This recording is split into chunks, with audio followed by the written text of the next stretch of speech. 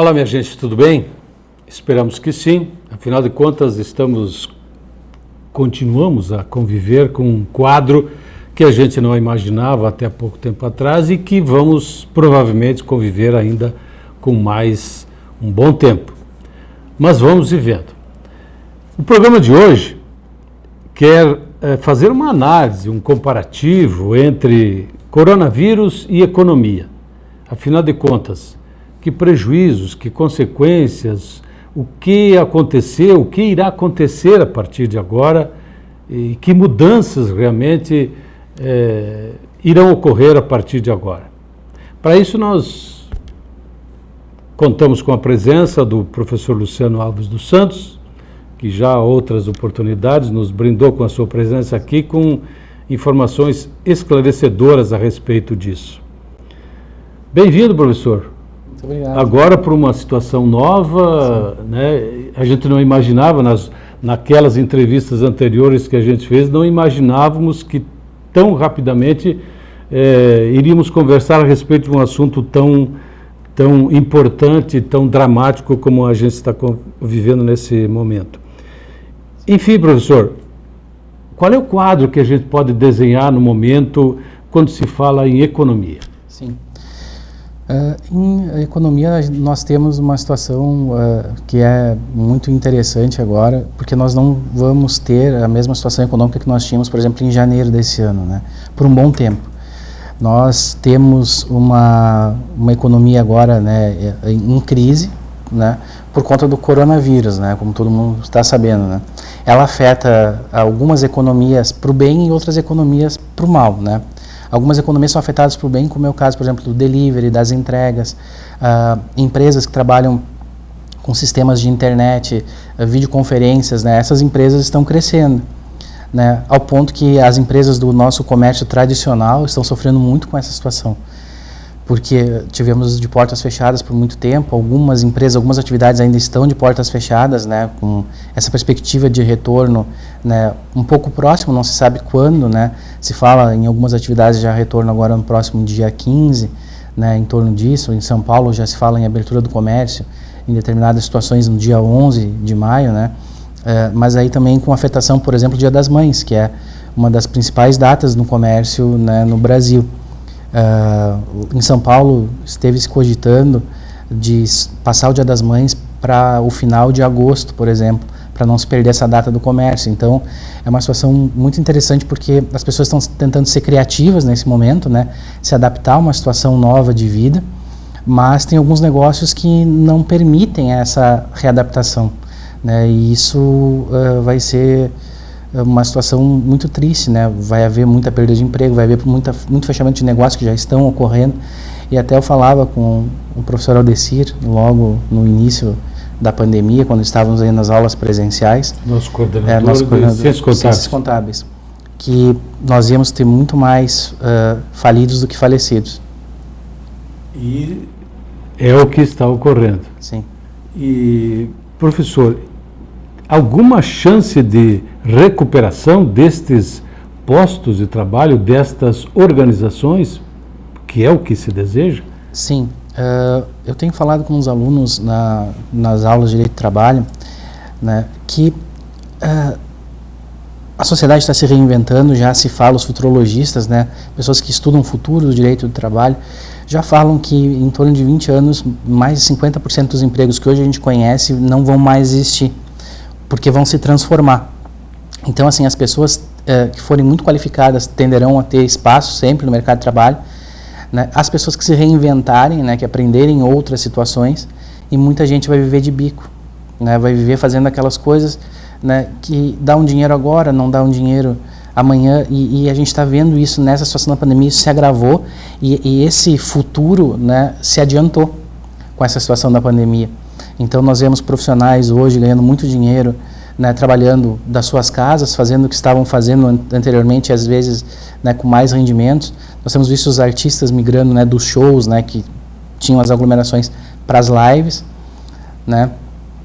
Então, ou seja, é aquilo que eu falei para o senhor no início da nossa conversa, essa reinvenção, essa recolocação profissional que antes ia se dar de uma maneira gradativa, mas não tão gradativa, até porque 20 anos historicamente é um tempo muito curto, né, ela está se dando de maneira acelerada agora, né, e as pessoas estavam despreparadas para isso, até porque elas esperam que isso não vá chegar na sua atividade. É difícil as pessoas se prepararem efetivamente para essa situação. Elas vão deixando aquela coisa, não vou informatizar meu negócio, eu tenho presença digital porque eu já atendo clientes na internet, e não é assim, né? Agora, efetivamente, muitas empresas tiveram que dar seu salto digital num período muito curto de tempo, tiveram que se readaptar, os próprios funcionários das empresas tiveram que aprender a utilizar tecnologias que normalmente não estavam acostumados para manter seus empregos e seguir relevantes, né, nos seus postos de trabalho. Então, são situações muito interessantes que estão ocorrendo agora, e a nossa sociedade não vai ser mais a mesma na volta da pandemia, né? Muitas situações devem ser repensadas, né, em termos de trabalho, nessa questão do teletrabalho, que foi regulamentado pela reforma trabalhista, né, já existia, né, com uma regulamentação um pouco menor, mas agora já regulamentado na reforma trabalhista, que está se mostrando muito útil para as empresas, e talvez isso vá mostrar que as pessoas podem trabalhar de casa, que isso pode gerar economia para as empresas, e com isso, né, nesse retorno das empresas, elas podem rever suas finanças e seus projetos, né, para poder justamente sair de uma situação de caixa mais apertada, né, para uma situação de recuperação, né, que é o que se espera nesses próximos meses e talvez anos, né. O senhor fala em transformação, e o exemplo maior está dentro da nossa casa, da própria universidade, que teve que não se reinventar, mas utilizar de uma tecnologia aí existente de uma forma assim ultra rápida, né? Sim, em uma semana aproximadamente nós tivemos que sair das aulas presenciais, que os professores já estavam acostumados, que os alunos já estavam acostumados, né, da gente usar também equipamentos psicopedagógicos, né, que nós já usávamos, mas, por exemplo, usava projetora, se usava quadro, se usava, em alguns casos, na URIGIS, em alguns outros casos, o quadro com canetão. Algumas videoconferências, mas não era, a videoconferência não era o normal, né, e passou a ser o normal, aulas gravadas, videoconferência, né, a possibilidade de conversar com os alunos em várias plataformas, né, a própria URI, né, agora tem o aplicativo novo, né, que está sendo disponibilizado e está agregando ferramentas para a nossa aula. Dá para entregar trabalhos pelo aplicativo, né, a gente recebe trabalhos pelo RM Portal, recebemos trabalhos por e-mail, ou seja, conforme as turmas a gente vai adequando as plataformas, né, e a gente vai podendo, e até algumas situações a gente pode levar para a sala de aula assim que retornarmos, né. Por exemplo, eu tenho feito com os alunos grupos no WhatsApp, né, para poder conversar com eles se algum problema houver, ou para marcarmos a aula, né, além do portal, né, que a gente pode fazer as comunicações via portal, mas por segurança, para ter uma outra plataforma. Então, né, nós conversamos com os alunos e optamos por ter o WhatsApp também. E é interessante porque, por exemplo, quando estou dando uma aula hoje pela internet, eu vejo um link interessante, alguma coisa, eu já disponibilizo para os alunos na hora, coisa que às vezes a gente diz, não, vou separar esse link para depois não parar a aula agora e já mandar no portal. Então, essa questão do WhatsApp Web, por exemplo, né, que permite que a gente possa, já na hora que está ali, já está aberto numa outra aba, né, o WhatsApp, eu já pego aquele link e já passo para os alunos. Nas videoconferências nós temos utilizado a plataforma do Google Meet, né, da mesma forma, tem uma área de chat, né, que eu já posso pegar aquele link que eu estou falando, que eu estou mostrando na minha tela, e já repassar para os alunos. Então essa agilidade, essa situação que a gente está tendo, nós vamos ter um ganho certamente nessas outras, na utilização dessas outras plataformas. Tem professores que estão gravando vídeos e disponibilizando no YouTube para os alunos. Então eu acho que nós vamos ter um complemento às nossas aulas presenciais, né, e uma educação tecnológica assim muito maior no nosso retorno. O senhor falou em retorno, então é sinal que não vai demorar tanto, ou pelo menos um período, nós voltaremos à socialização, porque eu acho que o que mais está faltando nesse momento, tanto para alunos, funcionários, professores, é justamente esse reencontro. A gente nunca deu tanta importância à socialização quanto agora nesse afastamento social, né? Sim. Nesse momento, né, com a internet, nós não podemos dizer que estamos totalmente sozinhos, né? A chamada de vídeo, ou seja, ver a face da outra pessoa, é algo que está tornando um pouco menos pesado essa situação do coronavírus. Falar ao telefone é uma situação, né? Falar vendo a pessoa, enxergando suas reações é outra situação diferente, né? E essa possibilidade de troca de dados que nós temos hoje é maravilhosa. Mas nada substitui a questão presencial, né? Nada substitui, né, a possibilidade de um abraço, de um aperto de mão, né, do chegar perto de uma pessoa, do conversar, do sentir a pessoa, né? E nessas atividades docentes, né, nós temos muito isso, de sentir o aluno, de sentir a resposta, de sentir a reação, e é diferente, é diferente. Professor, voltamos um pouquinho ao que nós começamos a nossa conversa aqui no início do programa. O senhor falou da eliminação de centenas, milhares de postos de trabalho por aí afora. Alguma alternativa, alguma opção para que os trabalhadores, neste momento, possam aliviar as suas finanças, além dos R$600 que o governo liberou? Sim. E que ainda nem todo mundo teve acesso? Sim. Nós temos essa situação, então, do auxílio governamental, que em princípio são 3 meses. Há discussão dessa possibilidade o governo tem falado que não gostaria de manter esse auxílio, até porque é um valor muito alto em termos de cofres públicos, né? Em Erechim eu tive a informação de que aproximadamente 15 mil pessoas receberam esse auxílio. Então, se nós formos ver uma população de em torno de 100 mil habitantes, né, 15 mil pessoas, né, se a gente for pensar em termos de população ativa e pessoas que não recebem outros benefícios, né, por exemplo, do INSS, é significativo, é muito alto o número de pessoas que estão dependendo desse auxílio. Então, assim, outras situações que podem ocorrer, né, as pessoas que podem se aposentar, que podem buscar benefícios, né, sociais, da Previdência Social. O senhor fala em antecipação da aposentadoria? Não antecipação da aposentadoria, mas verificar a sua situação, se ela tem possibilidade de se aposentar, por exemplo. Okay. Nós vamos ter pessoas doentes, né, e aí que está outra situação que tem se discutido, né, que é interessante nós trazermos, é que o coronavírus está mascarando outras doenças, ou seja, muita gente que está doente não está tendo acesso ao hospital, a médicos, por conta, né, de deixar esses leitos para as pessoas que porventura têm coronavírus. Então, muitas doenças provavelmente se agravarão, e está se vendo isso em outros países do mundo, né, que pessoas estão morrendo de outras causas que não coronavírus em número maior, né, durante a pandemia e depois, né, que ela está passando em alguns lugares, tem se notado isso, justamente porque essa assistência médica, né, foi desviada, né, e claro, com toda razão, para o combate à pandemia, e as pessoas ficaram a descoberto dessas situações. Então, e também as questões outras, né, que a pandemia causa, né? Essa falta de emprego, falta de perspectiva pode causar problemas psicológicos. Psicológicas, né? emocionais. Então, emocionais. Então, talvez o número de auxílios-doença, né, depois de aposentadoria por incapacidade permanente, que era a antiga aposentadoria por invalidez, né, podem aumentar, né, nesse período. E também aquilo que eu falei para o senhor, a questão da recolocação. As pessoas aproveitarem esse tempo de quarentena para fazer cursos, tem muitos cursos gratuitos que estão sendo disponibilizados à população em várias plataformas, né? A pessoa pode descobrir uma outra habilidade. Tem hoje a internet, o e-commerce, as pessoas podem, né, colocar seus produtos na internet para vender, e hoje, como a gente falou, estão descobrindo essa situação, descobrir um talento seu e colocar isso à venda para resolver o problema de outras pessoas na internet. Isso vai fazer com que o negócio ganhe escala, e essa pessoa daqui a pouco pode sair da condição, como muitas situações já ocorreram, de desempregado, de uma pessoa que estava em uma situação de até desespero, para uma pessoa que às vezes fica milionária, justamente porque esse negócio em escala que a internet proporciona, vai proporcionar que muita gente enriqueça nesse período da pandemia e após a pandemia, por conta disso, por se dar conta, né, por conta de uma necessidade, né, se dar conta da possibilidade de sair para um negócio na internet.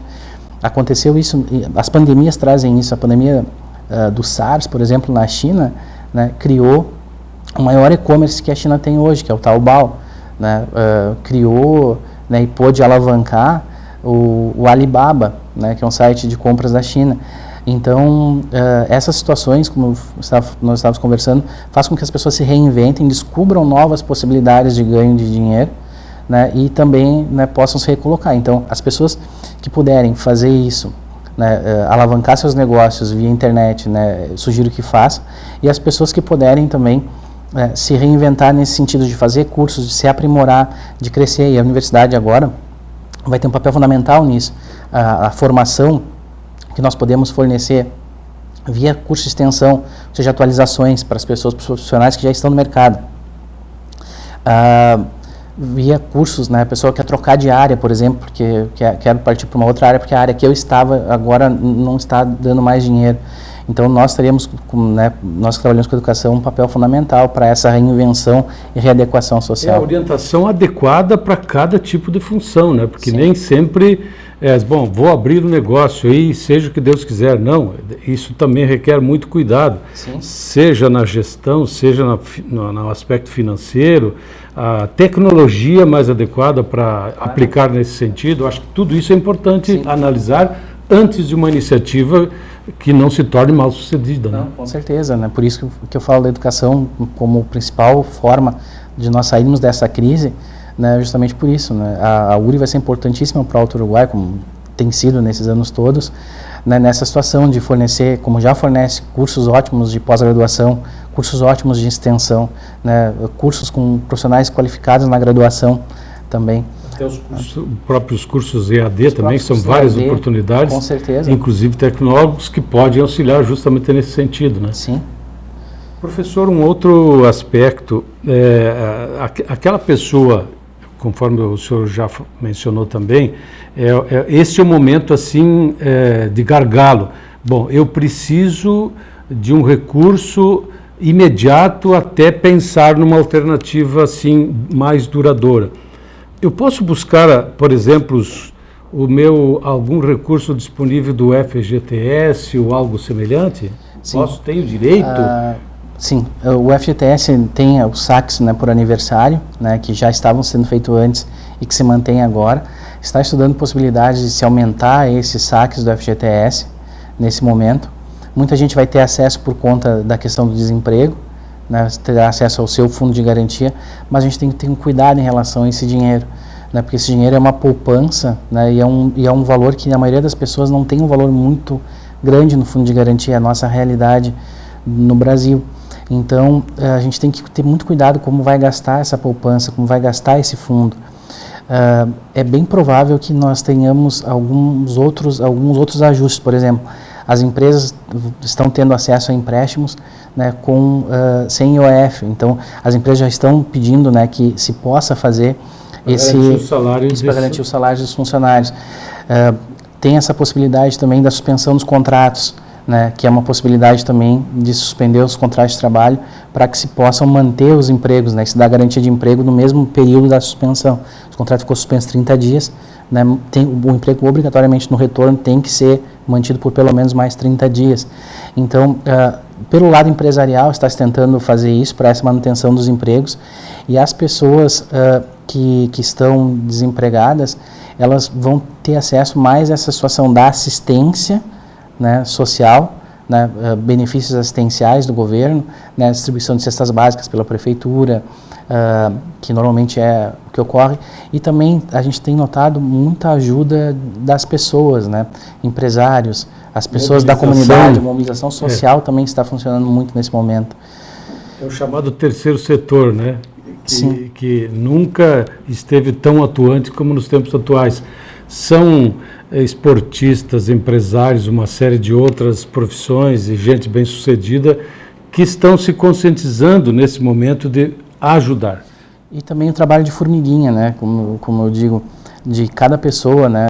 Aqui em Erechim nós já tivemos várias situações, por exemplo, os órgãos de segurança arrecadando alimentos, né? E as pessoas iam doar desde um único item, como uma cesta básica ou várias cestas básicas.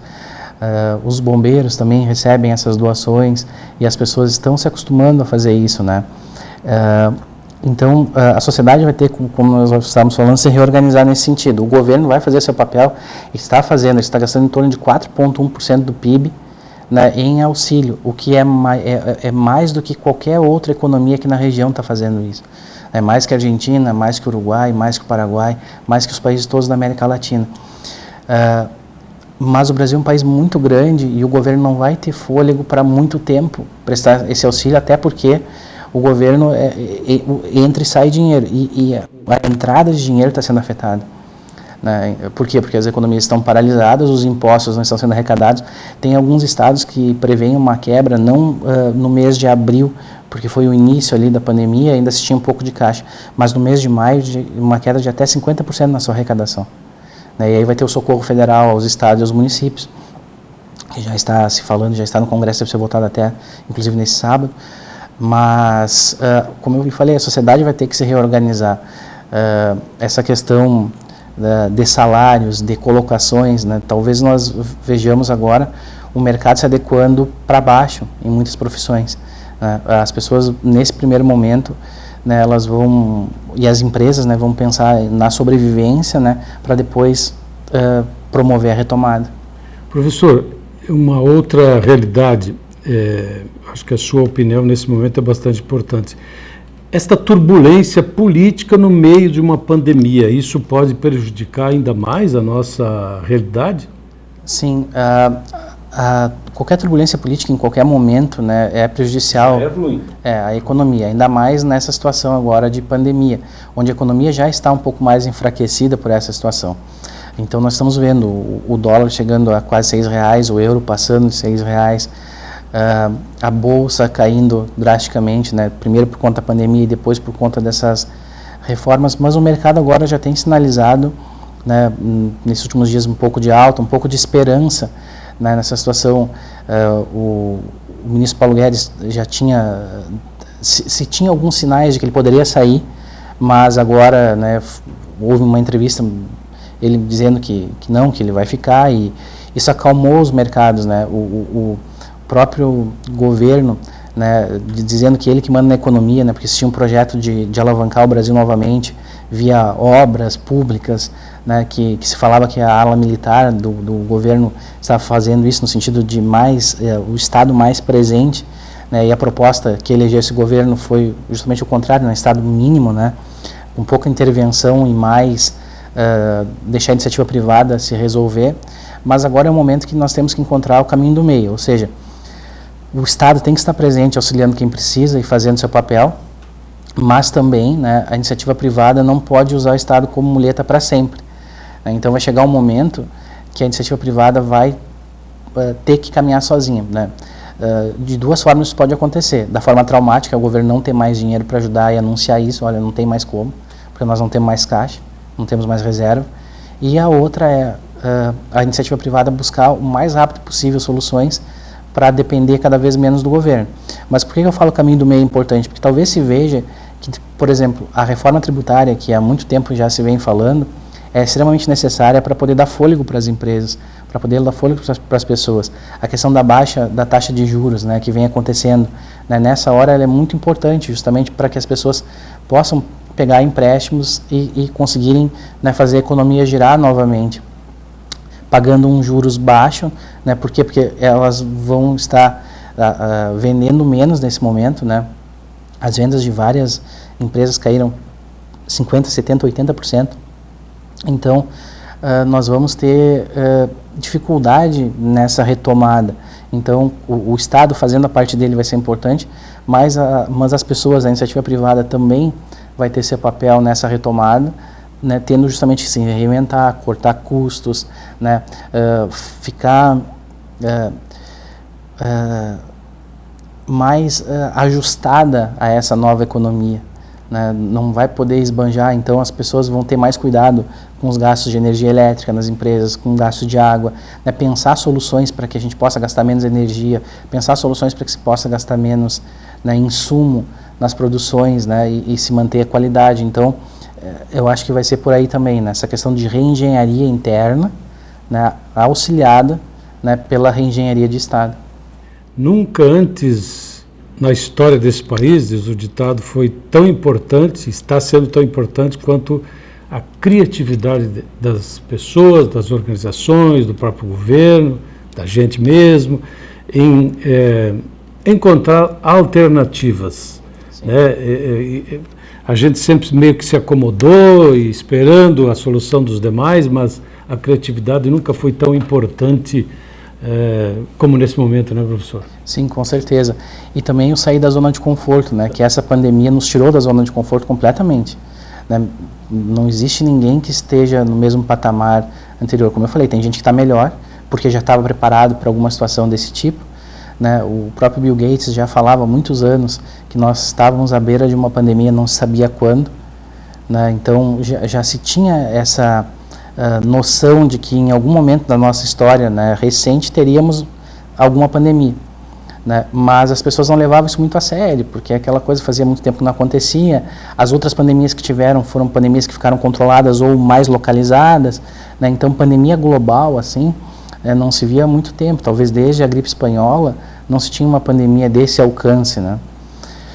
E sem essa perspectiva de cura, assim tão logo, né? Sem a perspectiva de desenvolvimento de vacinas, né? E que quando essas vacinas se desenvolverem, vai ter a questão da logística, vai ter a condição de quando é que nós vamos conseguir levar essa vacina para todos, né? Do tempo de imunização, da resposta das pessoas. Então, provavelmente em torno de 1, 2 anos, nós vamos viver essa pandemia, né? Não no seu pleno, né? Mas vamos ter reflexos dessa pandemia, né? Nesse período de tempo, pelo menos, né? Professor Luciano, como das outras oportunidades, a sua presença aqui no nosso programa Expressão Universitária acho que foi bem esclarecedora nesse momento e até certo ponto também tranquilizadora, né? Porque o senhor desenhou um quadro que vai ter fim mesmo, né? Então é só uma questão de paciência e acredito que essa talvez seja a maior virtude que todos nós devamos ter, porque a paciência vai nos levar também a uma solução, uma maior tranquilidade e uma maior paz para todo mundo também. Professor, grato pela sua presença mais uma vez e a você aí em casa que sempre nos prestigia, mais uma vez o nosso muito obrigado.